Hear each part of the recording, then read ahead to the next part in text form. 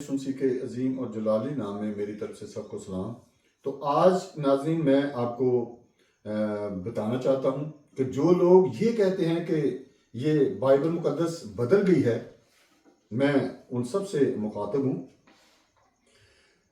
Bible مقدس میں لکھا ہے یوحنا کی انجیل اس کا پہلا باب اس کی پہلی آیت، ابتدا میں کلام تھا اور کلام خدا کے ساتھ تھا اور کلام ہی خدا تھا۔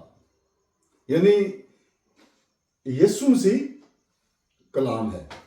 اور ایک اور حوالہ بائبل مقدس میں سے دیکھ لیتے ہیں، مکاشفہ 19 باب اس کی 13 آیت، تو لکھا ہے اور وہ خون کی چھڑکی ہوئی پوشاک پہنے ہوئے ہے اور اس کا نام کلام خدا کہلاتا ہے۔ تو ناظرین میں آپ کو بتا دوں کہ یسوع مسیح، خداوند یسوع مسیح خدا کا زندہ کلام ہے، اور یہ خداوند کا لکھا ہوا کلام ہے جو بائبل مقدس کی صورت میں ہمارے پاس موجود ہے۔ تو ناظرین میں آپ کو بتا دوں کہ خداوند یسوع مسیح 2500 سال سے،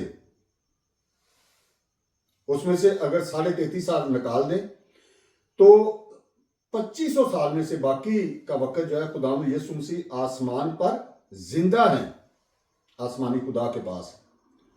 تو اگر وہ زندہ ہے تو اس کا مطلب ہے کہ خداوند یسوع مسیح آج تک بدلا نہیں۔ اگر زندہ کلام آج تک نہیں بدلا تو پھر یہ لکھا ہوا کلام جو ہمارے پاس موجود ہے، جسے بائبل مقدس ہم کہتے ہیں، یہ بھی بدل نہیں سکتا۔ اگر زندہ نہیں بدلا تو یہ لکھا ہوا کلام بھی نہیں بدل سکتا۔